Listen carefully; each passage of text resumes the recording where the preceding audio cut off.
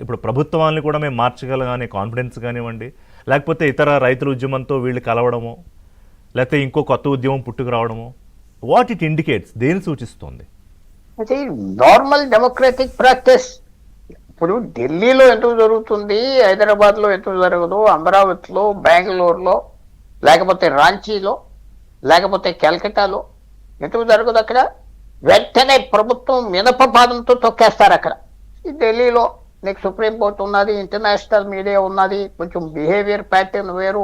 ఇక చేయొచ్చు. ఆ రైతులు పంజాబ్లో వెళ్ళి అక్కడ చేయలే. అది మీరు అర్థం చేసుకోవాలి. ఇక్కడే అవుతుందంటే అక్కడ చేస్తే ఏమవుతుంది అడగని మన మిత్రులు ఇద్దరినే.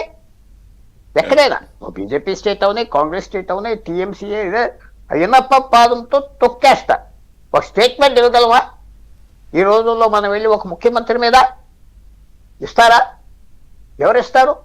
సో ఢిల్లీలో ఆ స్వతంత్రం ఉంటుంది, ఆ స్వతంత్రం వస్తుంది. చేస్తున్నారు. నాకు ఎన్నో గ్రీవెన్సెస్ ఉన్నాయి, ఎక్కడ పంచుతాం, వెళ్తాం, చేస్తాం. అది ఒక వే, అది డెమోక్రాటిక్ ఫంక్షనింగ్. తప్పులేదు అంటున్నాను. అయితే లిమిట్ లో ఉండాలి. కాన్స్టిట్యూషన్ రద్దు చేస్తాం, కాన్స్టిట్యూషన్ తీసేస్తామంటానికి వాడేవాడు, నేనెవడు? కరెక్ట్. కాన్స్టిట్యూషన్ తీస్తే అసలు మొత్తం పోతుంది. అది ఆ హద్దులో ఉండి తప్పకుండా చేయొచ్చు, ఒక కేర్ఫుల్ గా చేయొచ్చు, ఒక ర్యాన్సమ్ గా చేయకూడదు. మీకు సింపుల్ సెంటెన్స్ పెడుతున్నారు. ర్యాన్సమ్ అంటే అందరూ బంగ్లాదేశ్ నెపోల్ అంటారు. ఏమవుతుంది? ఫస్ట్ ఇలా సిటీ సెంటర్కి వస్తారు, క్యాప్చర్ చేస్తారు. ఓ 50,000 మంది, 1,00,000 మంది వచ్చేసి ర్యాంపేజ్ వెళ్తే గవర్నమెంట్ గుడ్ బై అంటారు. అది కాల్చాలా? ఓ 200 మంది, 500 మంది ఢాకాలో వద్దన్నారు. నెపోల్లో కాల్చాలా?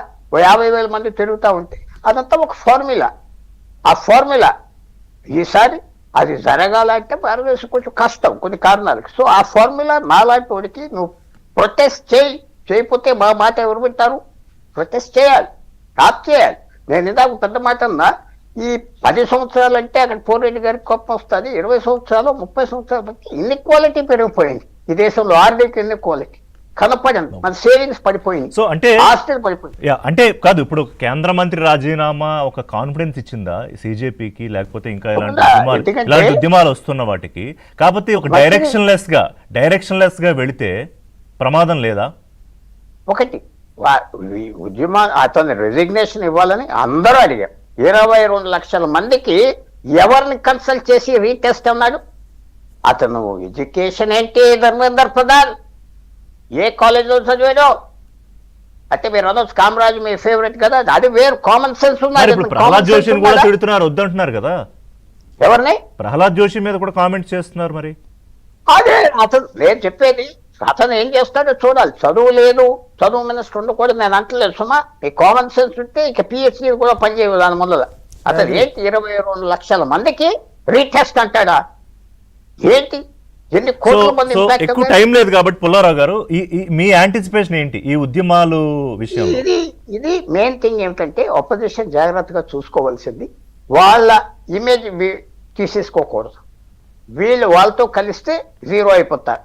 ఆపోజిషన్ కేర్ఫుల్ గా ఇతను వెళ్ళే దాని మీద ఎగనిస్తే ఏమవుతుందో మనం చెప్పలేము. ఆల్రెడీ కేర్ఫుల్ గానే ఉన్నారు. కిషోర్ రెడ్డి గారు